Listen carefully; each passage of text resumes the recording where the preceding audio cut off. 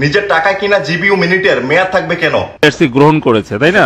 তো এখন আপনি আমি এটা বললাম যে ঘটনা আমি এটা দেখছি। এখন বলেন। এখন প্রশ্ন আছে স্যার, এই যে আমি 4টা কার্ড নিয়ে আসছি বিভিন্ন কোম্পানির, যেখানে লেখা আছে 2 দিন মেয়াদ, 19 টাকায় 2 দিন মেয়াদ। এটা হচ্ছে বাংলালিংক। এখন আছে 19 টাকায় আপনার 24 ঘন্টা মেয়াদ রবি।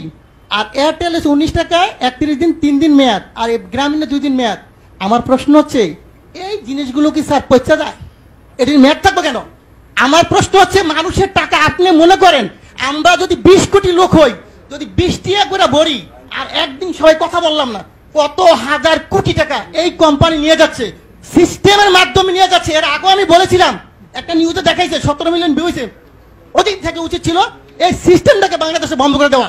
আমি বারবার বলেছি গরিব মানুষ ভিক্ষা করে, সে 20 টাকা ভরে, আপনি হয়তো জানেন না।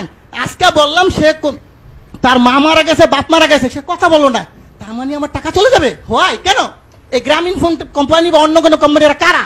এরা আপনাদেরকে না জানে হাজার হাজার কোটি টাকা সিস্টেমের মাধ্যমে নিয়ে যাবে। এটা কিন্তু স্যার সহ্য করার মতো না।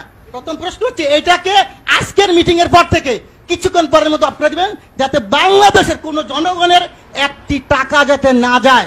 এটা আমার দাবি। কত হাজার কোটি টাকা আপনি এই ব্যবসাটা আমাকে দেন, লাইসেন্সটা আমাকে দেন। আমার যে ব্যবসায়ী আছে 15 লক্ষ বাংলাদেশ, আমি কিন্তু লাইসেন্সদারি প্রতিষ্ঠান, আমরা এফবিসিসি এর মেম্বার। এই লাইসেন্সটা আমাকে দেন, আমি বাংলাদেশে ব্যবসা করি। এই টাকা আপনার সরকারি খাতে কত টাকা লাগে আমি দিব, এই কোম্পানিকে পাচার করার জন্য দিব না স্যার। এই জনগণের টাকা পাচার করে তারা নিয়ে দেবে, এটা আমি দিতে রাজি নাই। কিন্তু আমাকে মেরে ফেলেন, কোনো আপত্তি নেই। সো এই টাকা পাচার করার কোনো সিস্টেম নাই স্যার। আরেকটা জিনিস আপনাকে বলবো স্যার, আপনি যেটা আজকে পেয়েছে আমি ভাগ্যবান যে আপনি শুনবেন। আমরা যখন এই ব্যবসা শুরু করি 27 টাকা কমিশন ছিল, 27 টাকা। তার সরকারি কর্মকর্তা যিনি 2000 টাকা বেতন পেয়েছে, তার বেতন এখন 20,000 টাকা। কিন্তু এখন কত স্যার? আমাদের কিন্তু সেই 27 টাকাই রাখছেন। আমাদের কি কমিশন বাড়বে না স্যার? আমার প্রশ্ন হচ্ছে আপনারা অবশ্যই একটু কমিশনের ব্যাপার ব্যবস্থা করেন, যে এদের কিন্তু ব্যবসা করে তারা। আমরা সবাই শিক্ষিত ছেলে স্যার, এখানে প্রায় 15 লক্ষ ব্যবসা করি। আমরা যারা ব্যবসা করি কোটি কোটি টাকা কামিয়ে দিচ্ছি, আমাদেরকে তো দেখবেন স্যার। আরেকটা কথা, টেলিটক আপনি হয়তো জানেন না। এই টেলিটকের ব্যাপারে আমি একবার বলছিলাম, বিটিআরসির 22 আমি হিন্দু, উনি সম্ভবত আমি জানি না, উনি আমাকে বলে এটা দায়িত্ব তো বাবা আমার না রে ভাই, এটা দায়িত্ব হইলো কার? বিটিআরসি না, টেলিযোগাযোগ। আমি ঠিক আছে, আমি যে স্যারকে পাই বলবো স্যার, আমার আপত্তি স্যার যদি মাইন্ড না করেন, আপনি দায়িত্বটা আমাকে দেন। আমার ব্যবসায়ীরা সবাই মিলে আমরা করি। বাংলাদেশে টেলিটককে কেমনে উড়াইতে হবে আপনি আমাকে সাপোর্ট দেন।